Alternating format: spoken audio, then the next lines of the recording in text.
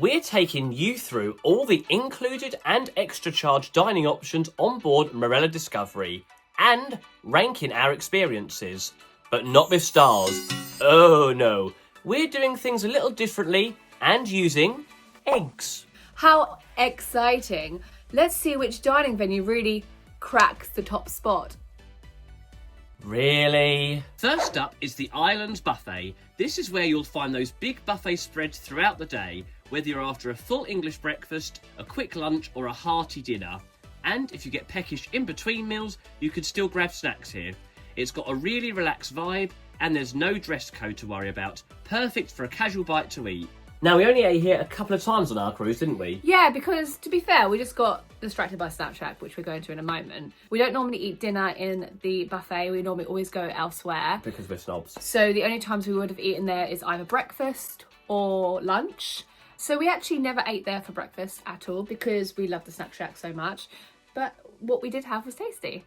Oh. Though one thing that we really did like was the afternoon tea. Yes, it's included in the buffet, and that runs from 3 p.m. to 5 p.m. And there's a good variety of stuff there, wasn't there? Like little finger sandwiches, scones, sausage rolls. We especially actually really loved the location. Yeah, the buffet's location is lovely, lovely big sea view windows. You can just get these lovely sea views as you dine. Even at its busiest, it wasn't that busy. It wasn't one of those like on MSC Arabia and oh my goodness. And also, I really like islands on cruise ships. I feel like it's easier to get around versus just a big one-off just buffet. a big queue like on bloody Virtuosa in Arabia. Let's not talk about that. This is a Marella video. Stop talking about it. Sorry, shut up. Sorry, zip. So we're going to rank it out of 5 eggs. Eggs because we want to be different and stars are boring. So 0 eggs, absolutely rubbish, would never go back. And 5 means it's excellent. I do the cringe. We'll stop. We promise we'll stop. We won't stop. Out of 5, what would you give the bath? The bath? The bath. What would you give the bath? You know how like the main dining room has MDR? I'm going to call the buffet the bath now. Let's start a trend. As long as we're not going in the bath. In the bath. Too many sausages at breakfast as it is. I think we should rank it 4? 4 eggs? Yeah. It was a solid buffet. A solid buff. Solid buff.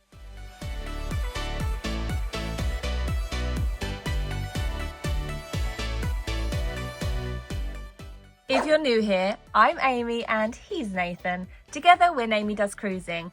We know that 90% of you are watching but haven't subscribed yet, so if you love cruising, join us. We share adventures through vlogs and reviews, so hit that subscribe button. Click, click, click. Next up, there is the Snack Shack, inspired by festival food stalls and those classic British beach huts. This is the perfect spot for a quick bite. In the mornings, grab yourself a bacon bap to start your day, and in the afternoon, you can pick up things like beef burgers or hot dogs, salads, or a delicious wrap. It's super laid back here, so feel free to pop in wearing your swimwear. Honestly, we never use the Snack Shack as much as we did on our Marella Discovery cruise. Yeah, we normally have used it like just for a little snack here or there or a quick lunch, but on this one we were just using it for breakfast most days, getting like little light bites for lunch some days. The bacon baps, well, it wasn't just bacon, they had eggs and sausage as well, or you can mix. Just combine it all. They were cooked afresh, and where they were cooked afresh, they were cooked to order. Hot and fresh. Oh yeah, they were so toasted and warm. And it was just so nice as a venue, because it's on the pool deck, just to be able to, do you know what? I fancy a pot of fruit. Yeah. And you just pop to the Snack Shack, come back with your pot of fruit or your cookie or whatever you fancy, and just sit on your lounger or at a table and eat it. Yeah. It's just so convenient. We really love the Snack Shack. Yeah, we really did. What's the egg ranking? As we utilised the Snack Shack a lot on this cruise, and we really enjoyed all the grub we had from there, we should give it 4.5. 4.5 eggs. 4.5 eggs. And that deserves it. I think it jolly deserves it. It really deserves it.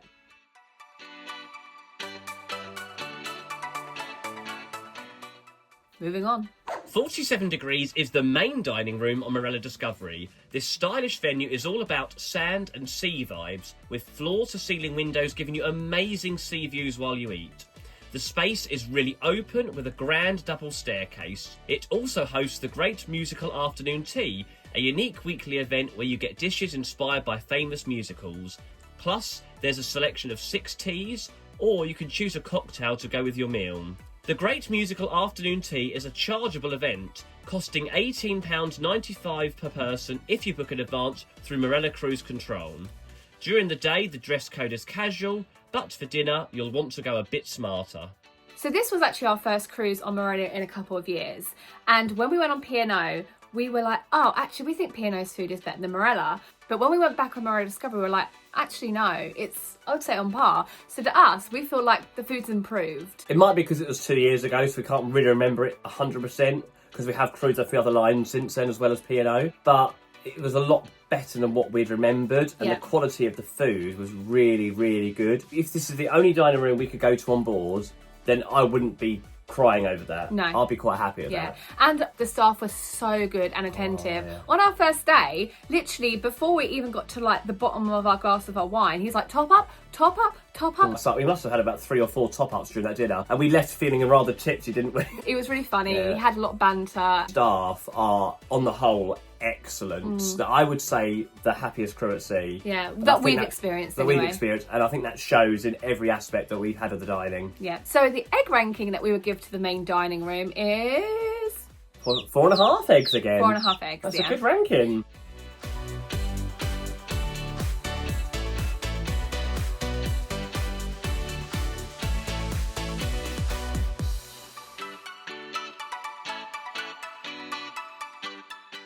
Next up is Gallery 47 Degrees, not to be confused with 47 Degrees. This is an Italian restaurant located on the second floor of the main dining room. 47 Degrees, I know, confusing. It's a relaxing spot where you don't need a reservation, and the decor is all about that sunset-inspired colour scheme. The menu features authentic Italian dishes with regional favourites to choose from. And if you're cruising for a week, you'll notice that you usually switch things up between 2 different menus throughout your cruise, so there's always something new to try. It's a laid-back vibe, but bear in mind, there is a smart dress code here. So we really love that Marella Cruises give you another included option on Marella Discovery. Yeah, I only went there once, but the food was absolutely gorgeous. It was so good. However, we are going to moan a little bit here, point out a negative, and I know if you've followed our series so far, we've not said one thing negative really. The service was very slow. It took a long time for them to top up our wine, for example. It took forever for them to take our order. Just to even place our drinks order, like we waited about, I think, 20 to 25 minutes just to order our wine. I felt really sorry for our waitress because she was running around like a headless chicken. So it wasn't the staff's fault. It was clear that they were understaffed. So that kind of put a dampener on what was actually quite nice service and gorgeous food. It seems to be a bit of a theme now we've found on cruise ships in the last few years, is just cost cutting with a lack of staff. And you can see them running around trying to do the best they can. And obviously they are doing the best they can. And it's still a fantastic service they're offering. Yeah. It's just, you have to wait sometimes a little bit longer on some nights. Regarding the ranking, if it was based off of just the food alone, it probably would be like 4 and a 4.5. It'd be high. So we are going to knock down, I'm afraid. So we're going to give it 3 eggs. I would suggest going to this dining room on the first night, because I don't think it would be as busy. This was literally the later on in our cruise, so people were starting to cotton on to the fact that there was multiple dining venues. That's a tip, I would say. Yeah. Get there earlier in the week. I like that tip. That's good. Thank you. I thought of it myself.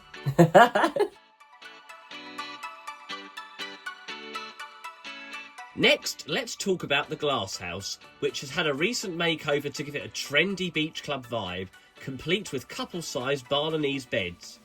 During the day, it's all about deli-style light bites like rotisserie chicken, fresh salads, pizza and paninis. But when the sun sets, the Glass House switches, offering up tapas platters, sharing boards and meat skewers from around the world.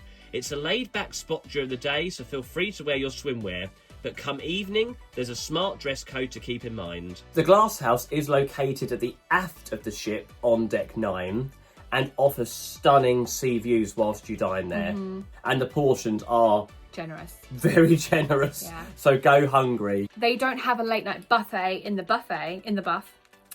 They have the late night snacks in the Glass House as well. Really tasty food, really big portions, and yeah, you're going to come out full. Oh, definitely. Because that cheesecake, it's to die for. It was. Oh, we like Baileys anyway, but Yeah. that If you like Baileys, if you like cheesecake, and you put Baileys and cheesecake together, who'd have thunk it? I think you guys could probably guess that this is going to be a high score for us. I'd say 4.5 again. 4.5 eggs, 4.5 eggs. Yeah.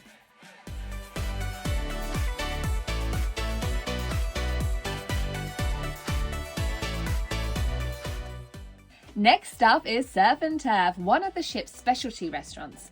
As the name suggests, it focuses on steak and lobster tail, but you'll also find a great selection of meat, fish and vegetable dishes. Since this is an extra charge restaurant, there is a fee to dine here, and we recommend making a reservation in advance. The cost is £36.95 per person if you book through Marella Cruise Control.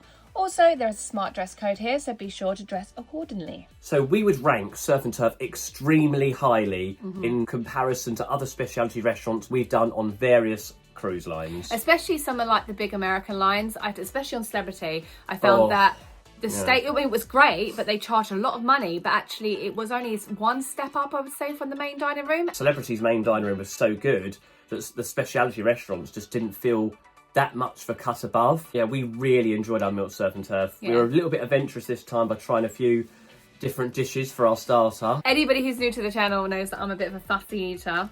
And we're actually going to make it a thing on our next series on Explorer where I'm going to have to try something new each day. So any recommendations that I need to be trying, please put them in the comments below. Things you'd love to see Amy here try. That I'm not eating something like squid or anything like that. Like, no, if someone says it, you've got to have it. no. That's the rules. You've got to do it for the channel. Promise. It's expanding your mind. And my belly. And your belly. Now, we did have, on a serious note, we did have a little bit of a minor issue at Surf and Turf, didn't we, when it came to your steak? Yeah, so the steak came out more cooked than I liked. Overdone, wasn't it, for you? And I learnt my lesson from MSC, as if you watch that series, then you know it's a similar thing happened to me. And learnt my lesson, actually spoke up earlier, and the staff was so apologetic. I was like, oh, no, it happens. They got a new one out very quickly, and it was perfect. And actually, I think you can measure a cruise line a lot on how they correct the mistakes. Yes. Because I felt like on Virtuosa, they had a bit of an attitude. Again, as you can probably tell, it's going to be a high ranking for us. I'd say 5. Easy 5 eggs. Easy 5. The quality of the food, the value of the food, and also the way that we had that little issue, they dealt with it so promptly, and we're happy bunnies.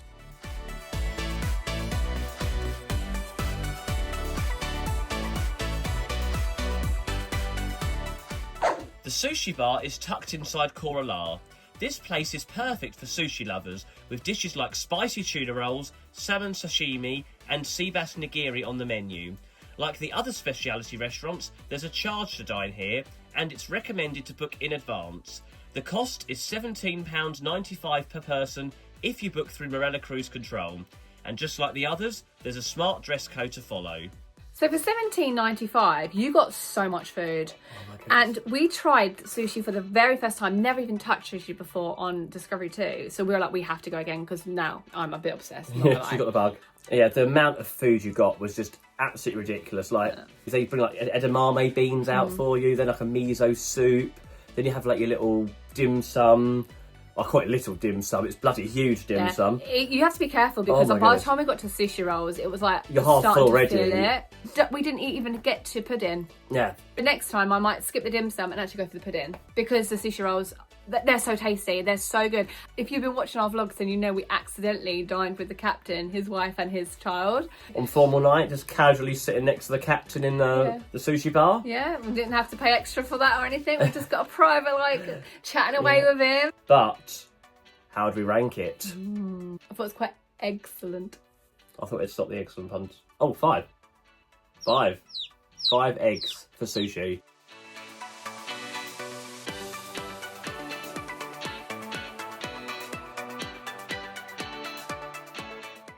Last, but certainly not least, Kora is the signature Pan-Asian restaurant on board Marella Discovery, created by renowned chef Ian Pengelly, who has crafted a menu that spans South and East Asia. As one of the ship's specialty restaurants, there's a charge to dine here, and reservations are recommended. The cost is £31.45 per person if booked in advance via Marella Cruise Control. And of course, there's a smart dress code here as well. No, we didn't dine at Kora on this ship. No. The only time we have dined at Kora was on our Marella Explorer 2 cruise. We weren't blown away by it, to be honest with you. The food was nice. It was nice. It was very tasty. It just, considering it's an extra charge restaurant and you're having to pay a fair bit extra for it. Maybe in the future we try again. So no eggs this time because we have no experience. Yeah. Now, whether you opt for one of the included or extra charge dining venues on board Marella Discovery, you definitely won't be disappointed with the variety and quality of food on offer. We were especially impressed with the abundance of included dining options on board. And if you're someone who prefers not to spend extra on dining while cruising, we genuinely believe the included options on this ship are more than enough to suit your needs without having to spend a penny extra.